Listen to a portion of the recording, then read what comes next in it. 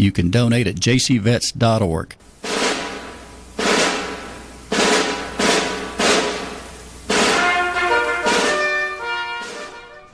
You're listening to America's Web Radio on the AmericasBroadcastNetwork.com. Thank you for listening. AmericasBroadcastNetwork.com. Thank you. America's Web Radio. You're listening to America's Web Radio on the AmericasBroadcastNetwork.com. Thank you for listening.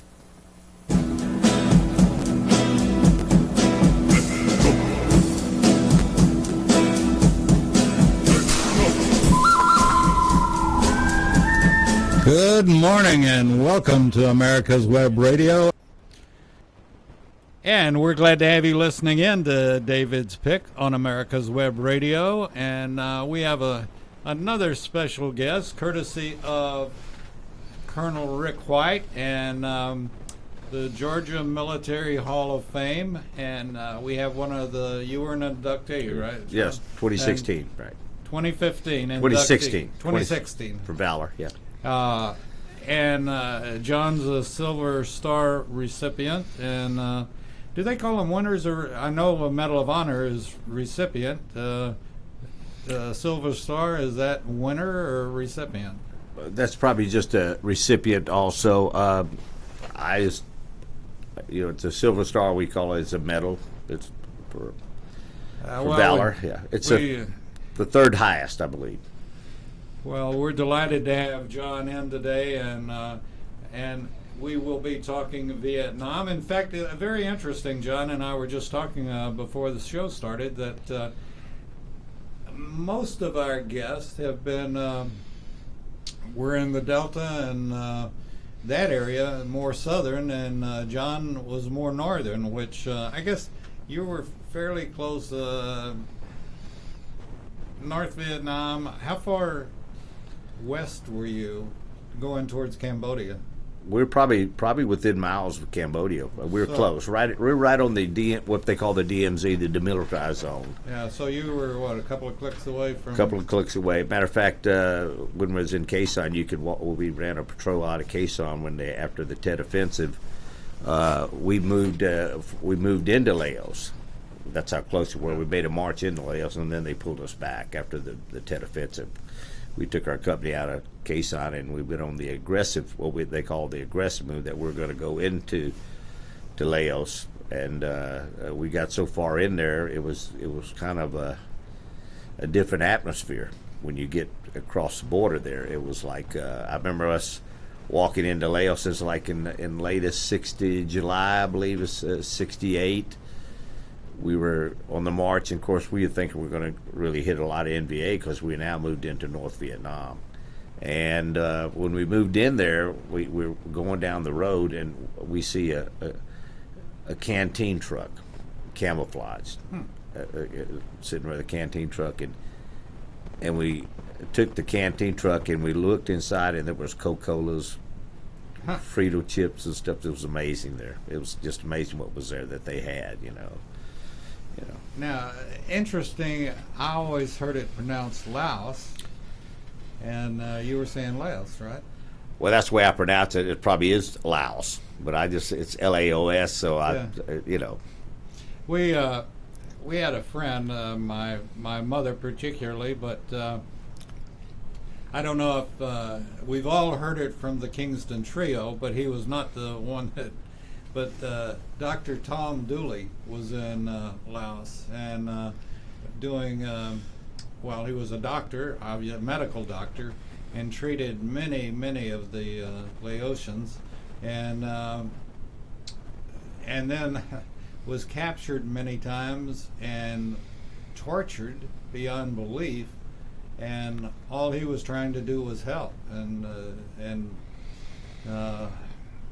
missionary work and the doctoring that he was doing. But that was a picture of what we got of that area, and Cambodia wasn't any better, Laos, and then you had the Vietnamese.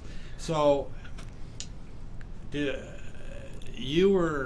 we're probably pretty close to the same age, so were you at the end of the draft, or in the lottery, or? No, I just my father died when I was 16, and so my brother, I got an older brother, and around when I was like 19 or 20, I was going to, when I got out of high school, I was going to Columbus College for on and off for a couple of years, and my brother went in, got drafted, and he went into Vietnam in 1965, and so I was basically the sole surviving son, but I wanted to. There's 2 or 3 of us guys that wanted to join the service and wanted to join the Marines, and so we just went in and joined the Marine Corps. My life wasn't going anywhere. Well, when it happened, my mother got so upset she tried to give Bo Calloway, who was at the time, we were good friends. Mr. Calloway Guards, to get him to stop it. And in the Marines, you can't do it. Once you join, there nobody can get you out. So. I just felt that if I was going to go to Vietnam, I felt I wanted to go with the best, and the Marine Corps was the best, and the best training that I could have if I was going to go to Vietnam and fight. So, and that's basically why I joined the Marines. But all truthfully, I really always wanted to be a Marine when I was a kid. I just wanted, even though my father was a 23-year, officer in the Army, but that was just my calling. I had no rhyme or reason. It was just a time when I said I need to join. I did it on my own. I wasn't coaxed to do it. I just went down to the recruiting station and joined. Let's for a second talk about your father. When I was in, a warrant officer was basically a chopper pilot. What did your father do? He was at ordnance at Schofield Barracks. My father was in Hawaii, Oahu, Hawaii, at Schofield Barracks there, and that's where he stayed. I was there my first 10 years of my life was in Hawaii, and he was there doing Pearl Harbor and everything else, and he was in ordnance. And then my mother was a hula dancer in the officers club when he met her, and so she had 6 brothers, and it was he used to tell me that he bought her first pair of shoes.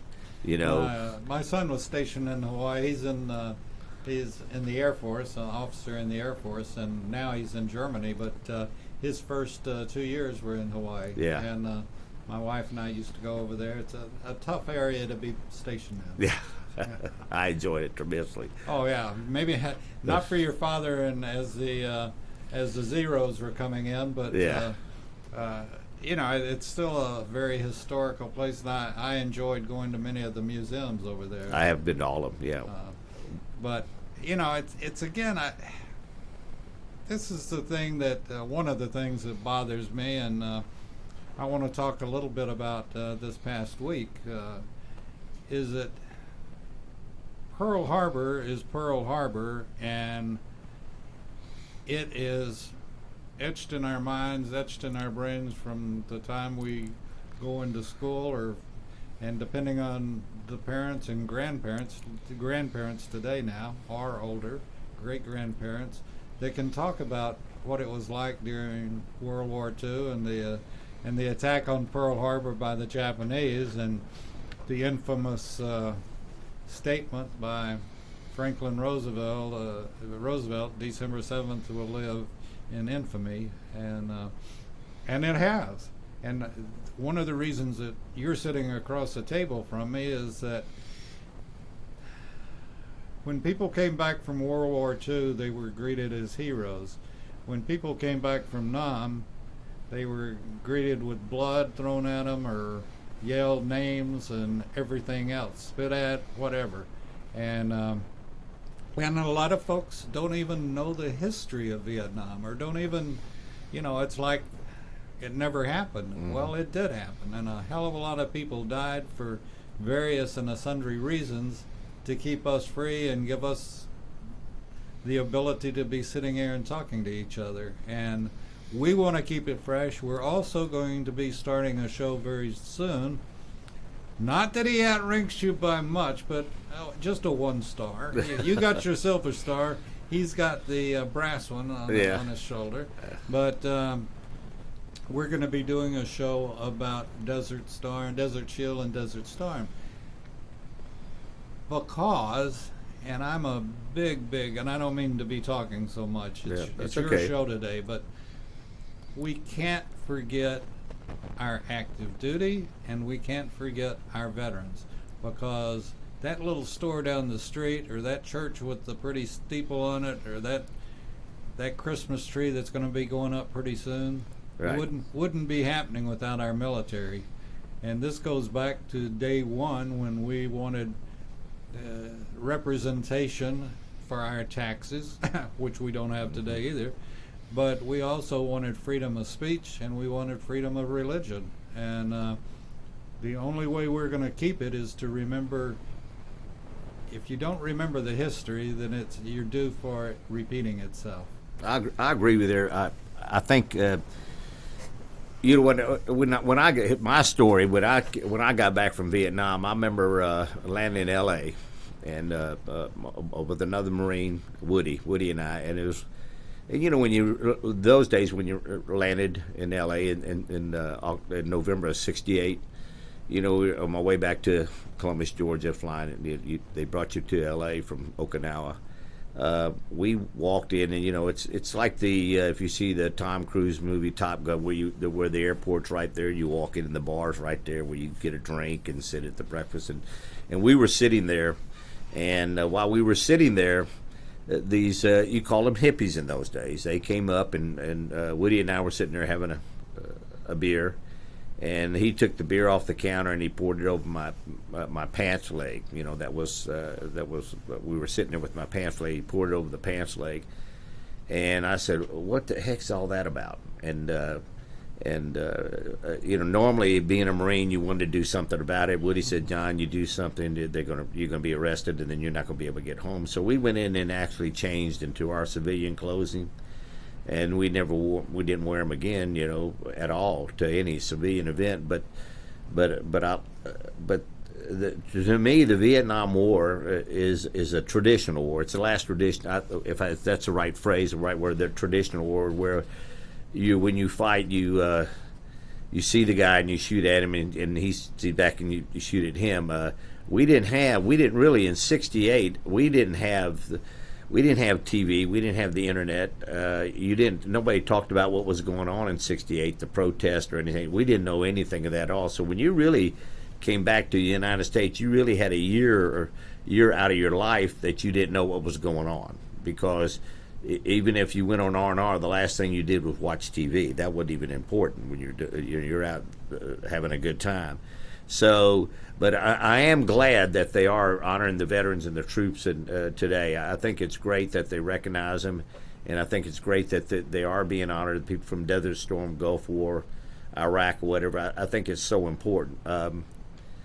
I'm personally glad I fought in Vietnam instead of Desert Storm and in Iraq. I think, and the reason that is that I wouldn't even have to think that I couldn't, if somebody would approach me with something, I had to wait for them to fire on me before I could fire back on them. You know, where I was in Vietnam, I was up around the DMZ, North Vietnam. We were up in what we call a free fire zone. In other words, if we saw something move in the bush, we could shoot the bush because there was no civilians up there. We didn't have to worry about booby traps. We weren't down south like my brother was. Set that claymore off. Yeah, and we could do that. I mean, when I arrived, a couple of things that I remember when I arrived I was in Okinawa. When I arrived in Vietnam, commercial airlines in Da Nang, and it was quiet. There was no mortars or anything. But what I really recognized most of all was that the guys that were getting on the plane as I was getting off, they had, even though they were young men, they looked like they have grown, 5 years, I'm sure. Because they weren't smiling, they weren't laughing and cheering that they were getting on the plane, which I thought, well, that'd be great. You should be doing that, but they weren't. John, I'm gonna have to interrupt you and take a break right quick. Sure, we'll be back with John Blair, and we'll start talking about his book as well. So stay tuned. We'll be right back right after a couple of messages. You can keep your doctor, you can keep your plan, and every family will save thousands of dollars a year. I'm Ellen Deal, and if you've been hurt by the Affordable Care Act, you can email MAGA45CAG@gmail.com to see if we can help. Small business owners, individuals, families, and baby boomers, email MAGA45CAG@gmail.com for 3 easy questions to determine if you can get away from Obamacare. I'm a 20-year veteran of the insurance industry and here to help you for all your insurance needs.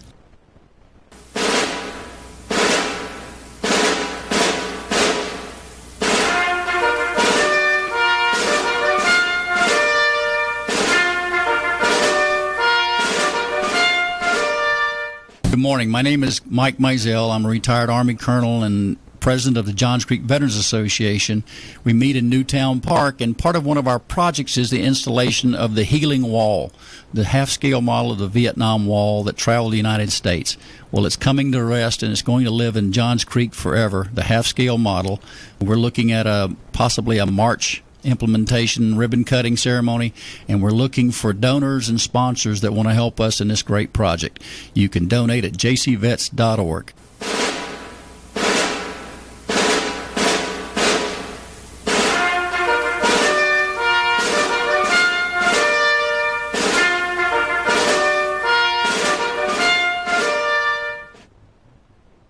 You're listening to America's Web Radio on the AmericasBroadcastNetwork.com. Thank you for listening.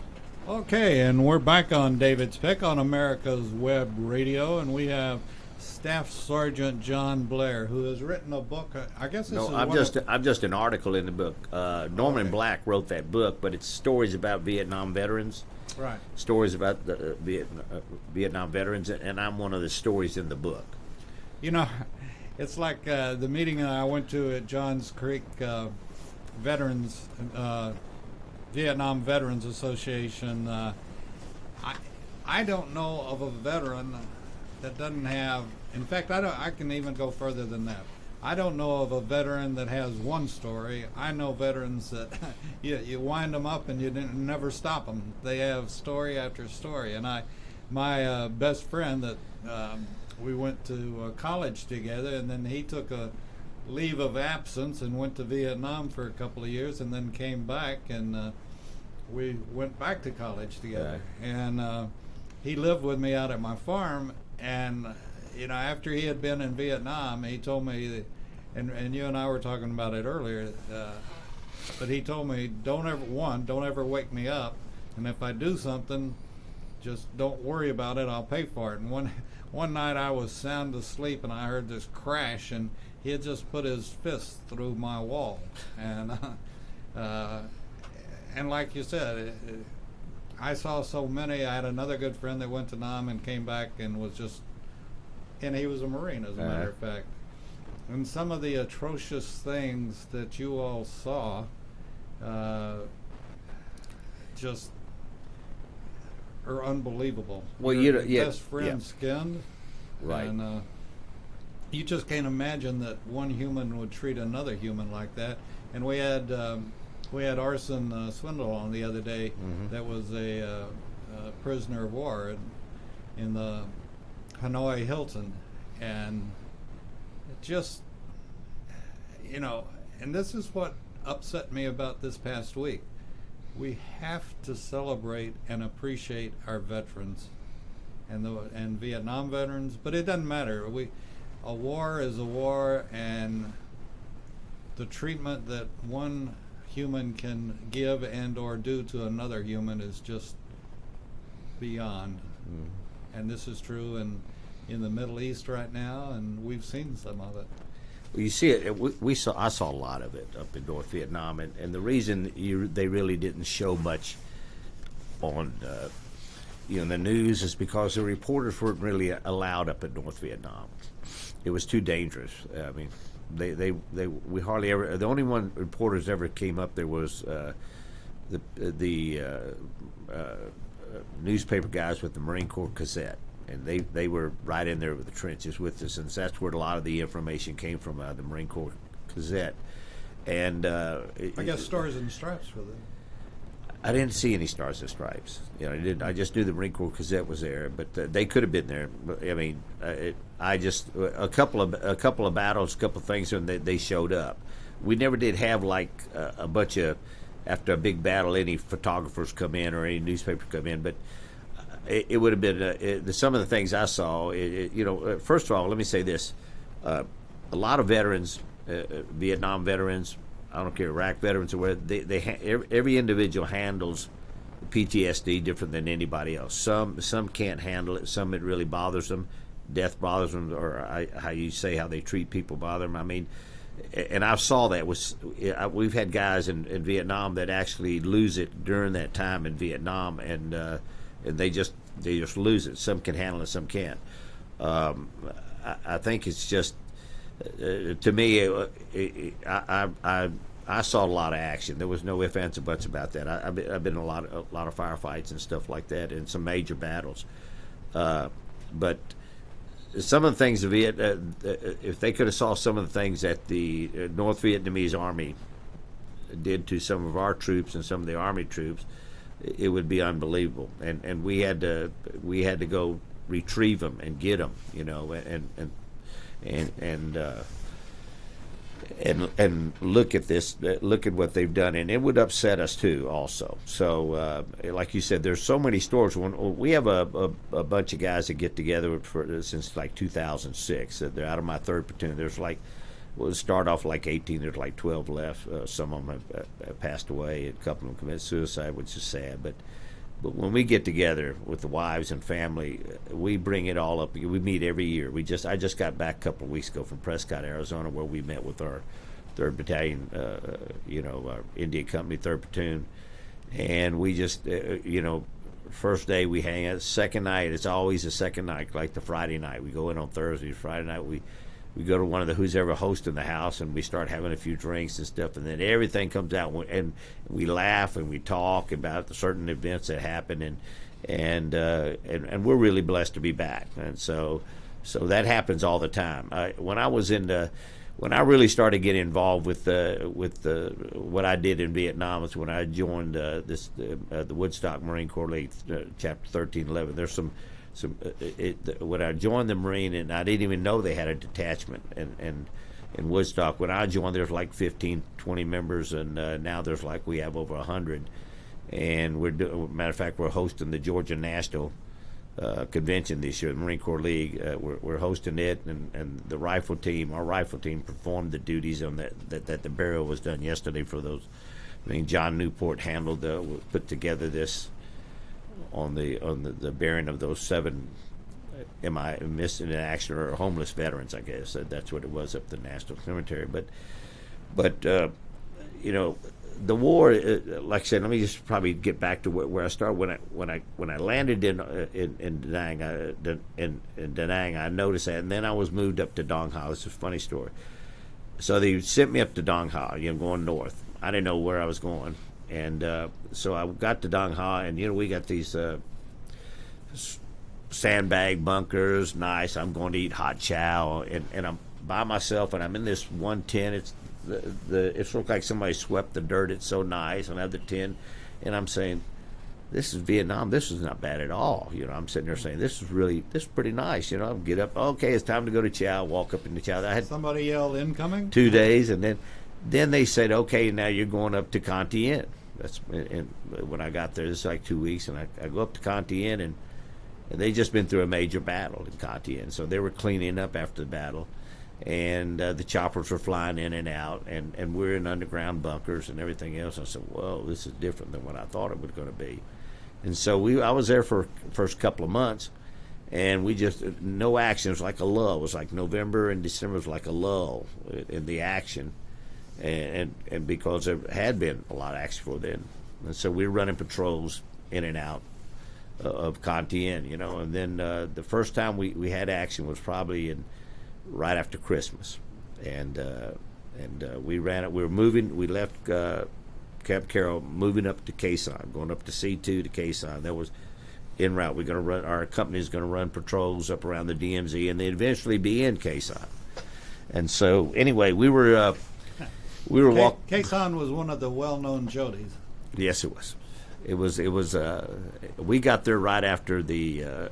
We got there in March, right after the. But we were there in March and April. We got there right after the siege of Khe Sanh. But during the time we were there in March and April, we had a lot of skirmishes and firefights, and took in a lot of artillery. That's the only thing that really scared me the whole time in Vietnam was the artillery, because you didn't know. You could hear them. We were so close to the border, you could hear bam, and you knew 5 seconds, 10 seconds from now that the round's coming in on you. A lot of people don't realize about Khe Sanh was not so much how bad it was, but the rats were bad. A lot of rats in Khe Sanh. I mean, the rats were big as cats. I mean, really that big. And a lot of the bodies outside Khe Sanh. The NVA bodies were out there. A lot of them had died of what they call the plague, and because they were out there when they said there were thousands of bodies. When we ran patrols, they were just laying out there. And you had to be careful. But I remember an incident. I was drinking they had this big, where they put the waters in these gallon tank or 5-gallon tanks, whatever it is. And I remember taking it and putting up and taking a sip out of it, and a rat was in it and hit my mouth, and I said, "Oh man, I'm going to die." That's what I thought I was going to do, but nothing ever happened. But Khe Sanh said the artillery was bad, and then running patrols out of Khe Sanh was really hairy, and then we hiked to the different hillsides, and we ran a lot of skirmishes. But on the way up to Khe Sanh, after that, one thing I realized that I never did want to be in the rear during a battle.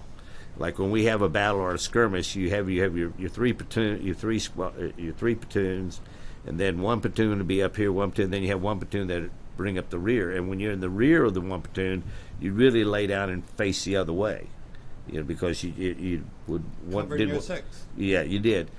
But what was so bad when they're on a firefight, the rounds that would go past them, you could hear them zinging by us. You know what I mean? We're thinking, please don't hit us, because a lot of times moving up, it's the rounds that miss you that get the other Marines. That's normally what really happens. So when we were moving up there, I remember my first time I ever had to, and I guess it's okay to David talk about my first kill or something. Is that good, or just rather me not?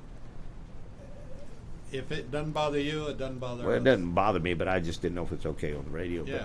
But anyway, it was like December the 30th. I was walking point. And what they call point is, for a company, your point is you're like 100 yards ahead of the company. And people don't realize that you have flankers that are 50 yards out. Then you have one man that walks point. Being a private, a PFC, it was my turn. And so I was walking point about 100 yards ahead of the company. And I came up on this field, and when you're 100 yards ahead, you're really by yourself. And the reason you're at walk point, what people don't realize, that if you get attacked, then you're going to save the other company, because they're going to hear them attack you, and they know somebody's up ahead. So you're really going to run into an ambush. You probably die, but at the same time, you're going to save a lot of the Marines. That's just part of point, So a lot of people didn't like walking point. Nobody really did, really. 16, 50, or M79? M16. M16? Right.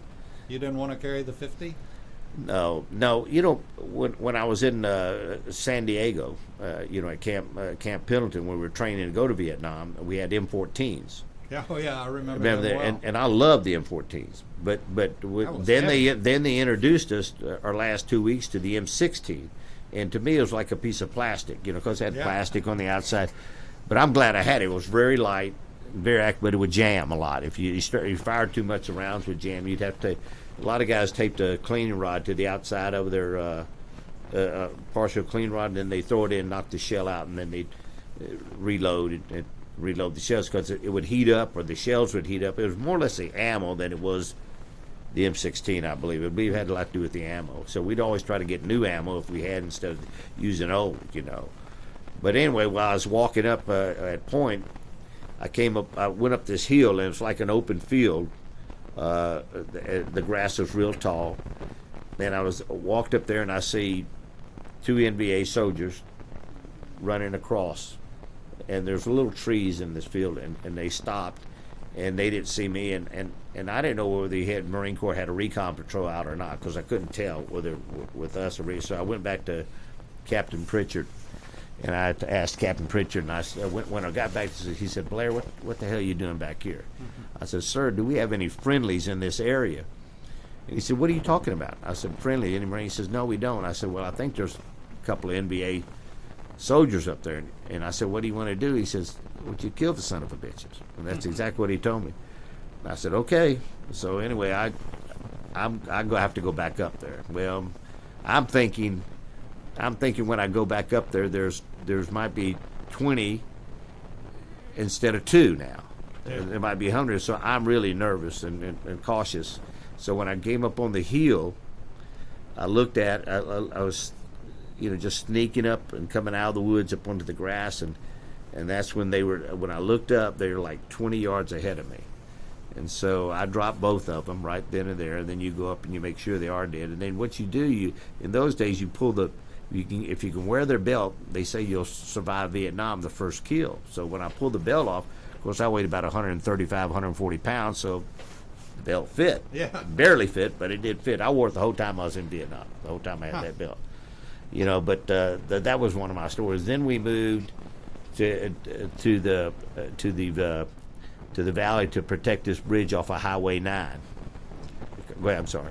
John, we're going to have to take a break Okay. quick, and we'll be back with Staff Sergeant retired, John Blair. And I want to bring out the fact that the show's basically brought to you by the Georgia Military Hall of Fame. And Colonel Rick White has just done everything in the world for us, and we appreciate it. And he's gotten us so many great interviews with great folks like John, and talking about Vietnam. And we want to make sure that Vietnam is not ever done like in the history books today, given 3 pages and that's it, like they've done with World War II. We have to remember our veterans, and again, if you haven't been to the Georgia Military Hall of Fame, you've got to go. It's downtown, and you go and you'll see John Blair's picture in there, and he was in the class of 2015. 2016. I keep trying to make you a year early, don't I? Anyway, 2016, and they just had their induction ceremony in Columbus, Georgia on the 2nd of November. So you've got 15 more people in there than we had, and it's something that you got to go to. So please go to that, and then we're going to play a spot with Mike Mazzell, who is the president of the Johns Creek Veterans Association in Johns Creek, Georgia, where the Healing Wall is, and that's the 50% replica of the Vietnam Wall in Washington, D.C. When Mike, and I should say sir, but when Mike was at the wall, he was standing there looking at the names and so forth, and there was a mother and her son. Her son was in his 40s, and he looked up at Mike and said, "I met my dad today." And his dad, when his mother was 3 months pregnant with him, his dad went to Vietnam and was one of those that didn't return, and never knew he had a son. And we're going to talk about this a little bit when we come back, and that's the fact that the communication's so much different today than yesterday, and we'll talk about that with John. We'll be right back right after this. Yeah.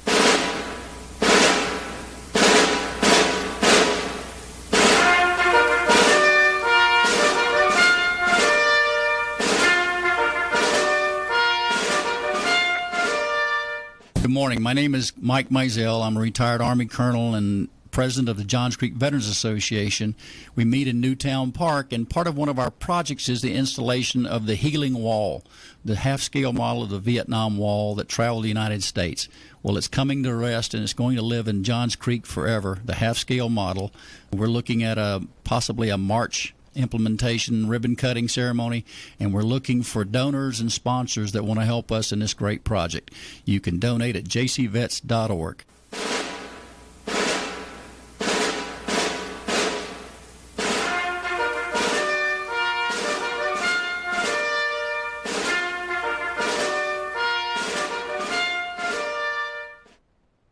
You're listening to America's Web Radio on the AmericasBroadcastNetwork.com. Thank you for listening. And you're listening to David's Pick, and we've got Staff Sergeant John Blair with us today, Staff Sergeant in Vietnam. And we're delighted to have him on. He's a 2016 recipient of, or inductee, I should say, into the Georgia Military Hall of Fame. And the Hall of Fame is just something that everybody And we've got more and more people across the country that are coming to it and seeing the stories of the Georgians that served in many different capacities. And I love one of Rick's stories is about the NCO that just said, "Oh shucks, I didn't do anything. I was just a generator. I just kept the generators going." Well, during the Tet Offensive, he kept the generators going. And there's so much about Vietnam that people don't know, don't care to know, or haven't been taught. And John has a story in a book by Norman Black. It's called Combat Veterans, Stories of the Vietnam War. And a lot of us, yes, I served during the era, but I did not go to Vietnam. But so many of us have friends. If you're in your early 70s or mid 70s even, you have a lots of friends that did go to Vietnam. Part were draftees, part were lottery, and part were volunteers. From my standpoint, I think the best thing that ever happened to the military was going a volunteer military. You get the people that want to be there, that want to serve their country. And I think, and I'm going to ask John, I thought this past week, last Monday, the 11th, was deplorable. Folks, if we forget history, then we're due for it to repeat itself. And as we were talking on the medical show, the Doctor's Lounge this morning, off mic, but even what's happening in the medical industry today, it's my opinion that we're in as much of a Cold War today as we ever were in the 50s or 60s. And it's even scarier in that in the 50s and 60s, we thought we were going to be bombed, we were going to be nuked, we were going to be this or that. But folks, what's happening is we're being taken over from the inside, and it's going to hurt a whole lot worse than it would have been if it had been a bomb. And we're being taken over in our schools, in our public education. We're being taken over by these idiots in Washington that call it socialism. Well, the best I remember, socialism is one step before communism, and the next step is communism. And they take over our medical care, they take over what we can read and what we can do, and we're in a country of communists. And John fought against the communists in Vietnam, and and at the same token, we were having riots then saying we should be out of Vietnam. So the communists have a plan, and we're part of their plan, and I don't like a bit of it. Well, I kind of agree with you on that too. I think the biggest thing about veterans is there's help out there for veterans. There's no doubt about it, and they are doing better. I think the biggest problem in a veteran getting help is the paperwork is so tremendous, and the forms that you've got to fill out, and really you look at the forms and you really got to take your time in filling out the forms. But there's more than 1, 2, 3, or 4, and some of them can be, if you don't have any help how to do this, the benefits of their form. And then when you put them in, you send them in, and they say there's something wrong with the form. They send it back to you. It's just a lot of, it's with the doc, right? It's just so much to do, but it's out there. It's just so complicated. And let me ask you: do you know of any organization that will help you with all of and cut through some of the red tape? Well, in our Marine Corps League, we have in our Marine Corps League in Woodstock, we have individuals that are very good at helping. So I remember when I went there, I remember when I first came here to Atlanta, my wife and I, we went to the Austell Clinic, and this is like 10 years ago, and I wanted to go to the VA clinic. I hadn't been a member of the VA or anything like that at all to get VA benefits or whatever, and they said they were full, and I couldn't even get in. So I went to a veterans place for veterans, and I met this over there by the Big Chicken at Marietta, and I met him, and he got me in all the information, took care of me, to get my veterans card for the VA hospital. He walked me through it and everything, but I had no idea how to do it, and it's kind of sad that it's just so complicated. And a veteran really needs help filling it out. They do have places where you can do that, but you have to make an appointment. You have to go through it, and I think a lot of veterans that aren't getting the benefits, they just don't want to get involved with the red tape, But there is help out there to do it. Jim Lindemeyer, who is head of the that helps homeless veterans in Cherokee County, he's been really, really good at getting that done and helping homeless veterans and getting them through that process. You just have to reach out. If there's a VFW club, that's where they really need to get help. If they go in there, those people can help them if a veteran's willing to go in there and do it. But like you said, on Veterans Day, I was kind of a little disappointed in some of the things on Veterans Day. I think last year to me was awesome. This year seemed like it had just been a little bit of a lull in Veterans Day, and I'm not sure why that is, but it's like anything else. We had on our show called Detailing Addiction, Dr. Susan Blank, that's a psychiatrist, does the show, and she and I got to talking about it. This was this past Tuesday, as a matter of fact. Her show is every Tuesday at 4 o'clock. And she and I got to talking about it, and she and her staff also served time in Canada, opening up addiction clinics up there. And she said they still do it. Why did we stop? And it brought back, I'm talking about flashback, but you're old enough, I think, to remember when on Veterans Day and Memorial Day, which are two different holidays totally, but on Veterans Day, you had the guys sitting out in front of the grocery stores or whatever selling poppies that you put in your lapel. Right. And or you could have your choice. You could have a little flag on a toothpick or the poppy. Right. And you wore it to honor the veterans. Why was that done away with? I have no idea on that. I don't either. And we're going to start talking about it and find out why that was done away with. I know Memorial Day is really well presented. I've been guest speaker at several Memorial Day celebrations, and and people really come out for that. I mean, they really did. Last year I was in Dahlonega, and I was just amazed when I was keynote speaker there that how many crosses they had actually put in Dahlonega. I mean, there was hundreds lining the road, small crosses all the way around the whole city of Dahlonega. It was really very impressive, And I think this thing, getting back to Colonel Rick White and Colonel Paul Longier, those guys have done an amazing job with the Georgia Military Veterans Hall of Fame, and Paul has got a story of his own. And to me, Colonel White is a first class dedicated individual for veterans, and so is Paul. And this Johns Creek, where the wall is going to be, I don't know if it's set up yet, but I was at that opening ceremony. They're going to, the opening is set now for March the 29th, I believe. And it's going to be open 24 hours, so that people, it's a beautiful park, a beautiful setting.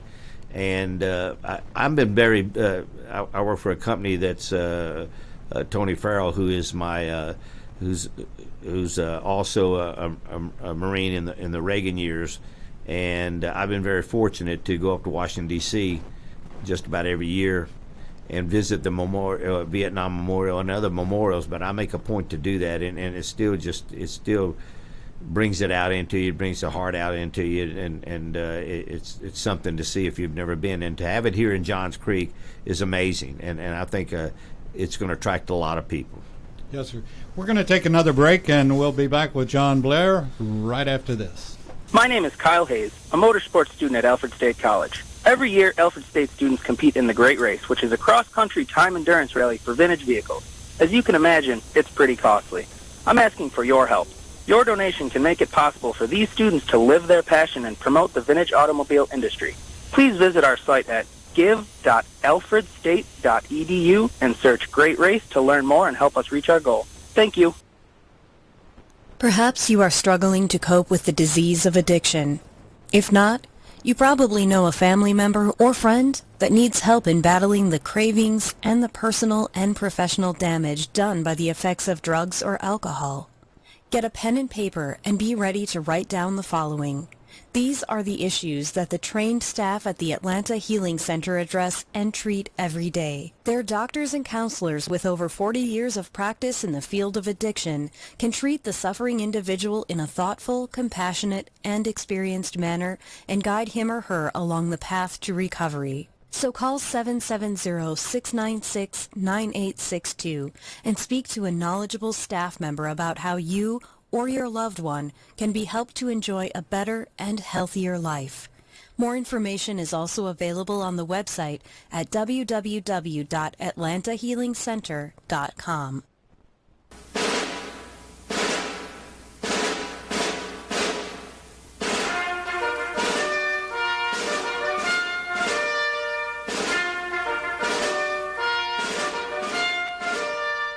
Good morning. My name is Mike Mizell. I'm a retired Army colonel and president of the Johns Creek Veterans Association.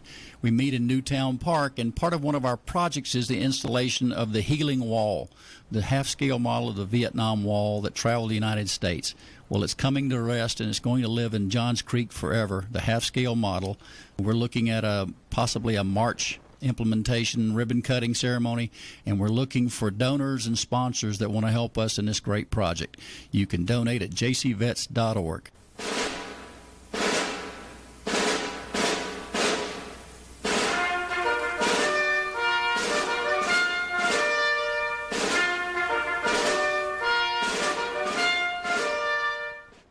You're listening to America's Web Radio on the AmericasBroadcastNetwork.com. Thank you for listening.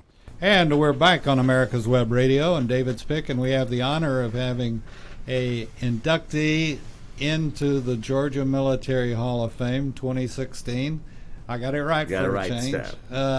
And want to thank Rick White for getting Staff Sergeant Blair to come in and talk about his experiences in Vietnam. And, you know, Vietnam is a good example, just like Desert Storm and Desert Shield and everything that we do.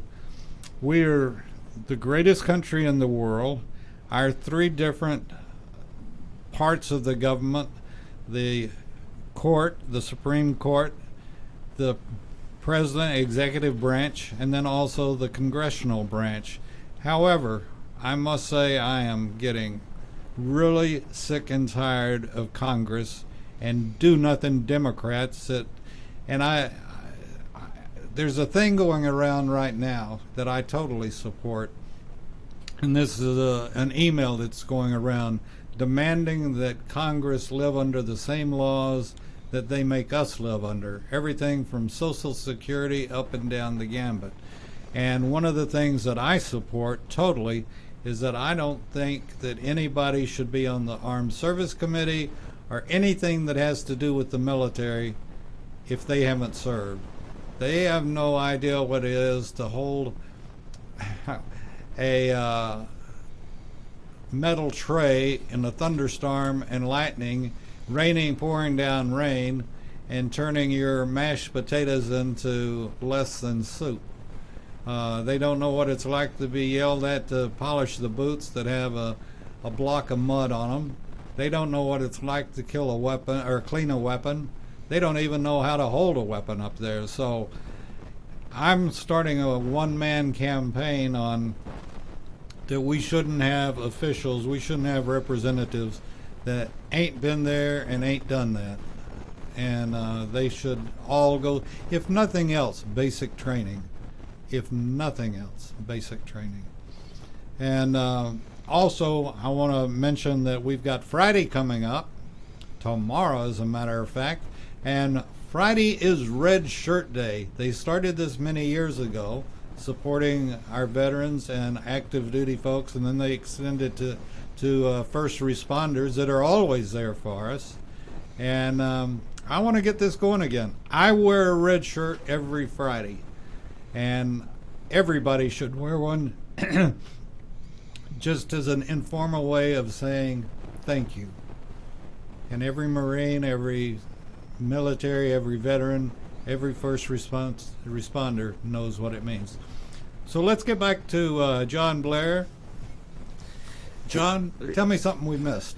Well, one thing I want to make sure that everybody understands is that there are so many. I mean, when I got inducted to the Georgia Military Veterans Hall of Fame, I was so humbled and honored because there's so many more that are deserving that want to keep their what they've done in Vietnam, World War II, Gulf War, whatever. They want to keep it to themselves. That are really probably have several medals, much more than I do, but that's okay because everybody handles it different than anybody else.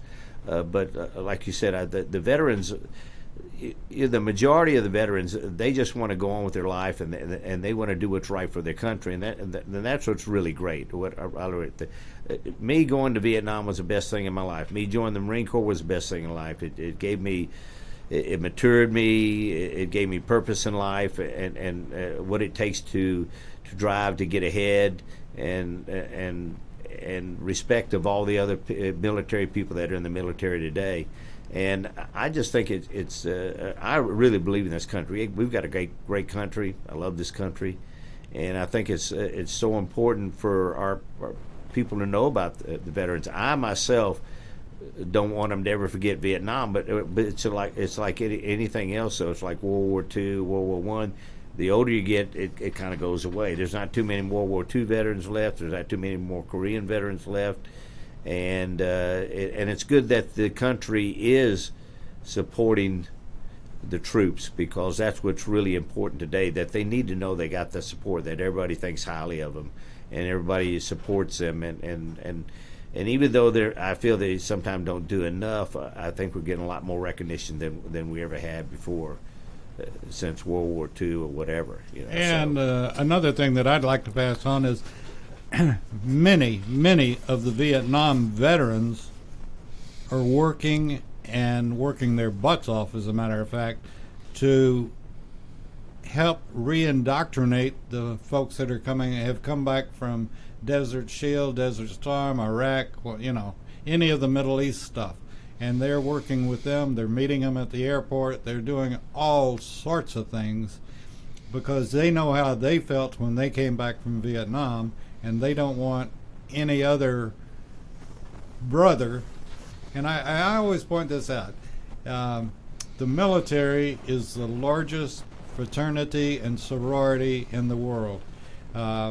I can't talk to John, and I've been quite upfront about that totally, about Vietnam like one of his brothers that served next to him in Vietnam. I can talk around it because I was in the military during the era, but I was not there. But I can hopefully make some sense out of what I say. But it's a brother talking to a brother, or a sister talking to a brother, or two sisters talking that are veterans. It's all the difference in the world. And let me throw out one other thing, because I have my son that's in the Air Force, an officer in the Air Force in Germany. I have made it a point and ask you to do the same thing. If you're in the airport and you see someone in uniform, at least thank God they can wear the uniforms today. You see somebody in a uniform at one of the airport restaurants, buy that dinner for him, buy that lunch for he or she. And same way with first responders. I agree 100%. Another thing about what veterans don't really realize is that there are things that you can get that the company was willing to offer, but it's a shame that you got to ask for it. And I asked, is there a veterans discount? Because there are, I travel a lot, and I go to the airport, and I never realized that I could get a 20% off at one of the places where you get chips and the only reason I found that out was I was wearing a Vietnam hat, and they said, "Are you a veteran?" But you have to show your ID.